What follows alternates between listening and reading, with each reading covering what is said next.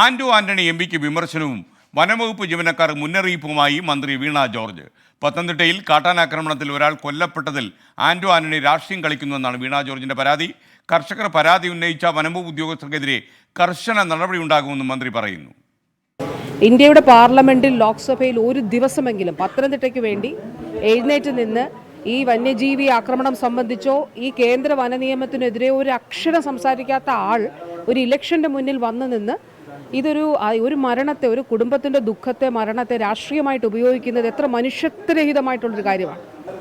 ഇപ്പോൾ DFOയെ സംബന്ധിച്ച് അവർക്ക് അങ്ങനെ ഒരു ആക്ഷേപം ഇല്ല. എന്നാൽ ചില ഉദ്യോഗസ്ഥരെ സംബന്ധിച്ചിട്ടുള്ള അവർ വ്യക്തമായി പറഞ്ഞിട്ടുണ്ട്. അപ്പോൾ അതുകൊണ്ട് അങ്ങനെ മോശമായി പെരുമാറുന്ന ഉദ്യോഗസ്ഥരെ സംബന്ധിച്ചിടത്തോളം അങ്ങനെ ചെയ്യാൻ പാടില്ല എന്നുള്ളതും അത് സർക്കാർ ആവശ്യമായിട്ടുള്ള ഇടപെടൽ നടത്തുമെന്നുള്ളത് തന്നെയാണ്. പത്തനംതിട്ടയിൽ നിന്ന് ശ്രീജിത്ത് ശ്രീകുമാരൻ നമുക്കൊപ്പം ചേരുന്ന വിവരങ്ങളുമായി. Sreejith, good morning. മന്ത്രി വീണ ജോർജിന്റെ മറ്റ് പരാമർശങ്ങൾ എന്തൊക്കെയാണ്?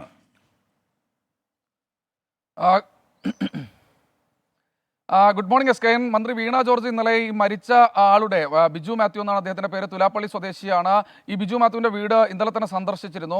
ആ സമയം അവർ ചില പരാതികൾ ഉന്നയിച്ചിരുന്നത് വനംവകുപ്പ് ജീവനക്കാർക്കെതിരായിട്ടാണ് ആ പരാതികൾ ഉന്നയിച്ചിരുന്നത്. പക്ഷേ DFOക്കെതിരെ അത്തരത്തിലുള്ള പരാതികളൊന്നും തന്നെ ഉന്നയിച്ചിട്ടില്ല എന്നാണ് പറയുന്നത്. വനംവകുപ്പിലെ ചില ഉദ്യോഗസ്ഥർ കൃത്യമായി തങ്ങളെ ഉപദ്രവിക്കുന്നു. ചെറിയൊരു മരം വെട്ടിയാൽ പോലും, തങ്ങളുടെ പട്ടയഭൂമിയിൽ നിന്ന് ഒരു മരം വെട്ടിയാൽ പോലും വലിയ കേസുകൾ എടുക്കുന്നു. ഈ വന്യജീവികളെ ഓടിക്കാൻ വേണ്ടി ശ്രമിച്ചു കഴിഞ്ഞാൽ അതിൻ്റെ പേരിൽ കേസെടുക്കുന്നു. അത്തരത്തിൽ ദ്രോഹമാണ് വനംവകുപ്പ് ഉദ്യോഗസ്ഥർ ചെയ്യുന്നത്. പക്ഷേ വനംവകുപ്പ് ഉദ്യോഗസ്ഥർ ആരും തന്നെ ഈ കാട്ടാനകളും അതുപോലെ തന്നെ കാട്ടുപന്നികളും അടക്കം കൃഷിഭൂമിയിലേക്ക് കയറുന്നതിനെ ഒന്നും തന്നെ ചെയ്യുന്നില്ല. 10 ലക്ഷം രൂപ അനുവദിച്ചിട്ടും ഫെൻസിംഗ് വേലി അടക്കം കെട്ടാൻ, വൈദ്യുതി വേലി അടക്കം കെട്ടാൻ ഇതുവരെ നടപടി സ്വീകരിച്ചില്ല. ചില ഉദ്യോഗസ്ഥരുടെ പേര് വിവരങ്ങൾ കൃത്യമായി തന്നെ മന്ത്രിയോട് അവർ പറഞ്ഞിട്ടുണ്ട്. ഇവർക്കെതിരെ കർശനമായ നടപടി ഉണ്ടാകുമെന്ന് പറഞ്ഞു വെക്കുന്നതിനോടൊപ്പം തന്നെയാണ് ആന്റോ ആന്റണി ഇന്നലെ അവിടെ ചെന്ന് ചെയ്തത് രാഷ്ട്രീയം കളിക്കലാണ്. ഒരു മൃതദേഹം വെച്ച് രാഷ്ട്രീയം കളിക്കുന്ന പരിപാടിയാണ് കാണിച്ചത് എന്ന രൂക്ഷമായ വിമർശനം ഉന്നയിക്കുന്നത്. ഇന്നലെ വലിയ പ്രതിഷേധം MP-യുടെ നേതൃത്വത്തിൽ അവിടെ ഫോറസ്റ്റ് സ്റ്റേഷന് മുൻപിലടക്കം നടന്നിരുന്നു.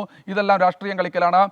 ഒരു പ്ലാവ് വെട്ടിയാൽ പോലും കർഷകർക്കെതിരെ കേസെടുക്കാൻ കേന്ദ്ര വന നിയമമാണ് പറയുന്നത്. ഈ കേന്ദ്ര വന നിയമത്തിനെതിരെ എന്തെങ്കിലും ഒരു ശബ്ദം പാർലമെന്റിൽ ആന്റോ ആന്റണി ഉന്നയിച്ചോ എന്ന ചോദ്യമാണ് മന്ത്രി വീണ ജോർജ് ഈ ഒരു ഘട്ടത്തിൽ ഉയർത്തുന്നത്. എന്തായാലും CPM-ന്റെ ജില്ലാ സെക്രട്ടറിയുടെ ഭാഗത്തു നിന്നടക്കം ഇത്തരം ജീവികളെ വെടിവെച്ച് കൊല്ലമെന്ന പരാമർശം അടക്കം ഉണ്ടായി എന്നാണ് നമ്മൾ മനസ്സിലാക്കുന്നത്. CPM-ന്റെ കമ്മിറ്റികളിലും അത്തരത്തിലുള്ള ചർച്ചകൾ വലിയ തോതിൽ നടന്നു. ഇത് വലിയ തിരിച്ചടിയാകുമെന്ന് അവർക്കറിയാം. കർഷകരുടെ വലിയൊരു പ്രതിഷേധം ഒരുപക്ഷെ തെരഞ്ഞെടുപ്പിലടക്കം ബാധിക്കാമെന്ന് അവർക്കറിയാം. അതുകൊണ്ട് തന്നെയാണ് അവർ ഇത്തരത്തിലുള്ളൊരു പരാമർശം ഈ വനംവകുപ്പ് ഉദ്യോഗസ്ഥർക്കെതിരെ മന്ത്രി നടത്തുന്നതെന്ന് നമ്മൾ ഈ ഒരു ഘട്ടത്തിൽ വിലയിരുത്തുന്നു. എന്തായാലും ഈ മൃതദേഹം, ബിജു മാത്യുവിൻ്റെ മൃതദേഹം ഇപ്പോഴും കോട്ടയം മെഡിക്കൽ കോളേജിൽ സൂക്ഷിച്ചിരിക്കുകയാണ്. പോസ്റ്റ്മോർട്ടം നടപടിക്രമങ്ങൾ സംസ്കാരം നടക്കുന്നത് ബുധനാഴ്ചയാണ്. SKN. Okay, thank you Sreejith Sreekumaran.